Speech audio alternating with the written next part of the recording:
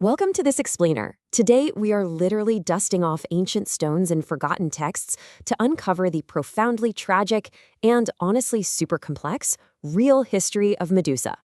You know the drill, right? The snaky hair, the stony gaze.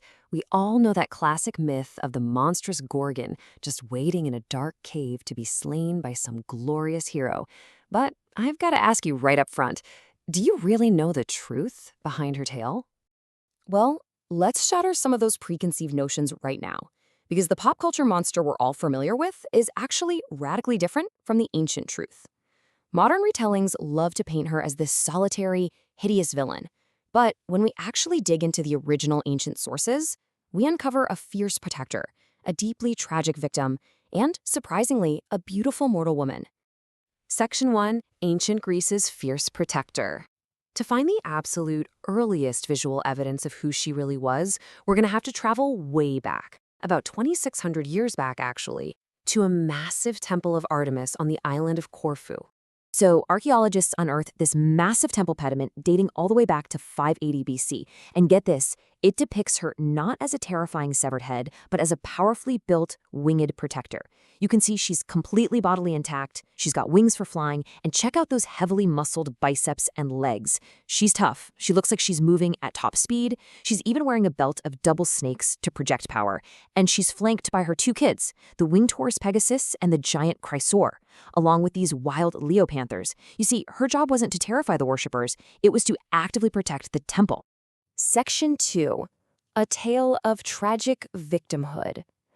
So how on earth did she go from an ancient, powerful protector to a decapitated monster? To understand that massive shift, we really have to look at her dark original literary sources. According to the earliest accounts by the 8th century BC poet Hesiod, she wasn't some solitary beast just waiting in the dark. She actually lived alongside her two Gorgon sisters. But Hesiod gives us this one vital, incredibly tragic detail. While her sisters, Steno and Euryale, were immortal, Medusa was mortal. So when she eventually suffered her woeful fate, her sisters were left behind to deeply mourn her. The tragedy truly unfolds when the Roman poet Ovid gives us the backstory of her transformation. Medusa was a beautiful woman who was assaulted by the sea god Poseidon, and this happened right inside the temple of the goddess Athena. But here's the kicker. Athena didn't punish Poseidon. Instead, she completely victim-blamed Medusa, punishing her by turning her absolute most beautiful feature, her hair, into a nest of writhing snakes. It's awful. She is, quite literally, one of the very first monster survivors in all of ancient literature. So, who is the real villain here? Let's just stack up the traits for a second. On one side, we've got Perseus, a man fully armed, aided by multiple literal gods, who sneaks in to attack a sleeping target and then uses her severed head as a weapon of mass destruction. And on the other side, we have Medusa, a mortal victim mourned by her sisters who killed absolutely zero people while she was alive. Even her biology possessed this profound duality that history so often forgets. Drops of blood taken from the left side of her body were a lethal, deadly poison. But drops from her right side, they were literal saviors. They had the power to actually revive the dead. So she was a monster, sure, but she was always the monster who could actually save us. Section 3. The Evolution of an Image. As you'll see, over the centuries, the largely male-dominated art world warped her image to suit their constantly changing cultural narratives. It's fascinating to watch how Medusa morphs throughout history. We start back in the 8th century BC with Hesiod's tragic origin story. Then, by 580 BC, she's that monstrous protector on the Corfu pediment we just talked about. Fast forward to the 5th century BC, and we see a period of classical beautification. This eventually gives way to a 16th century era of Renaissance brutality before finally arriving at our 21st century modern reclamation. Let's zoom in on that 5th century BC beautification for a second. Classical Greek art really began to soften her features, almost to make her tragedy more pronounced. Artists literally removed her tusks and gave her a narrower, much more human nose. In some of the most sympathetic vase paintings from this era, she's actually portrayed in an innocent, defensive sleep. She's curled up almost like a child just before Perseus strikes. But moving into the Renaissance, things build into something much, much darker. Sculptors like Benvenuto Cellini stripped away her personhood entirely. They basically reduced her to a gory prop, shifting the focus completely over to glorifying a heroic, triumphant, super athletic Perseus who honestly looks completely unfazed by the life he just took. To really understand this specific angle of Renaissance art, contrast Perseus's sort of smug triumph with Artemisia Gentileschi's absolutely incredible painting of Judith beheading Holofernes. Now, Gentileschi depicts a rare gender-swapped beheading here, but notice the stark difference. It is not a clean, triumphant victory. It's a brutal, messy, and deeply traumatizing ordeal.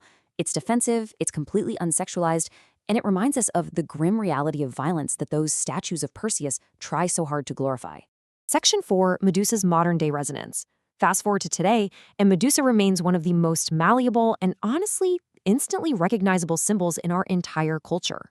Hollywood and pop culture have just constantly reimagined her. I mean, in 1981, the movie Clash of the Titans gave us this unsexy, solitary snake monster just lurking in a lair. But then, jump to 2013, and high fashion brought her back as this potent, incredibly striking symbol. We saw Damien Hirst styling Rihanna as a mesmerizing, snake-haired Medusa right on the cover of GQ magazine. Her image has even been co-opted in modern politics to reflect our cultural battles.